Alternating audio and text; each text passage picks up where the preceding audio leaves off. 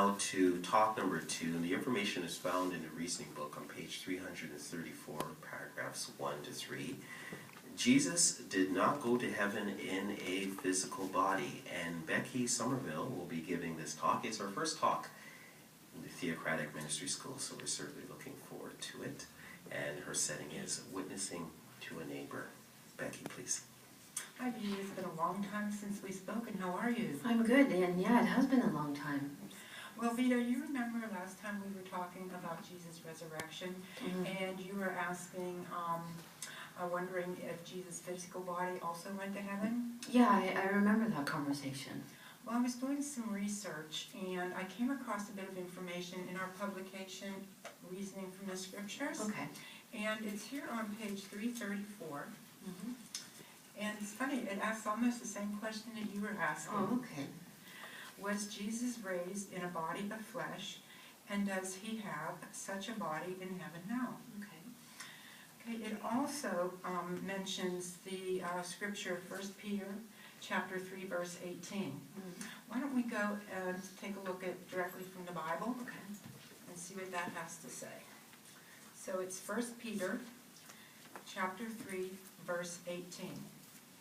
It says here, "For Christ died once for all time for sins, a righteous person for unrighteous ones, in order to lead you to God. He was put to death in the flesh, but made alive in the spirit."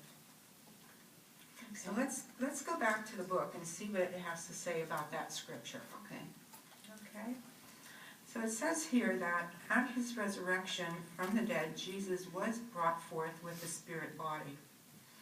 So that means that he was resurrected as a spirit creature without a fleshly body. Okay. Does that answer your question? Well, you know, I'm not sure, because the Bible actually says that his disciples saw him for days after he was resurrected. So I really don't understand how that can be if his fleshly body wasn't also resurrected. Well, let me think. I think there's another scripture here in the Bible, and I think it's Acts 10, 40 and 41. And this might help you understand a little bit better. Acts 10, verse 40 and 41. Would you like to read that? Sure, I'll read that. It says, "God raised this one up on the third day and allowed him to become manifest, not to all the people, but to witnesses appointed beforehand by God to us, who ate and drank with him after his rising from the dead."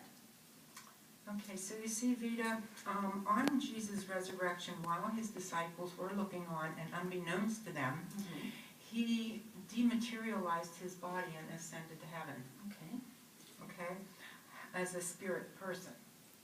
So, but however, before that, for 40 days, he appeared to them in various occasions and in various fleshly bodies.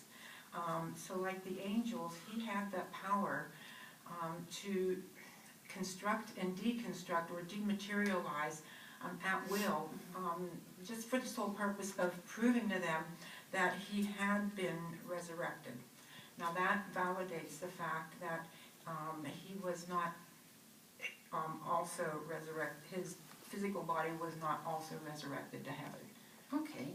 Yeah, you know, I can see where you're going, and I really appreciate it. Thanks for sharing the information with me. Well, you're welcome, Vita. In the meantime, I'm going to leave you with this book.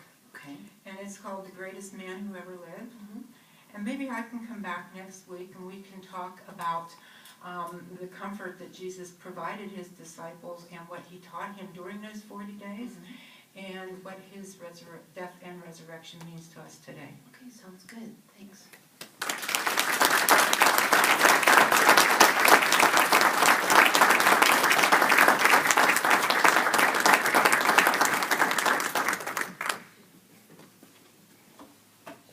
Was a nice loud applause. You can see Beckie, brothers and sisters here certainly appreciated the hard work that you put into your talk. I have to commend you. It was nice that you didn't spend your time just focusing in on your notes. You were talking to your householder, Vita, but you maintained that eye contact, which was excellent. I know Vita helped you, but still, You were nervous, but you controlled that nervous energy and put it into your talk. So that was very nice.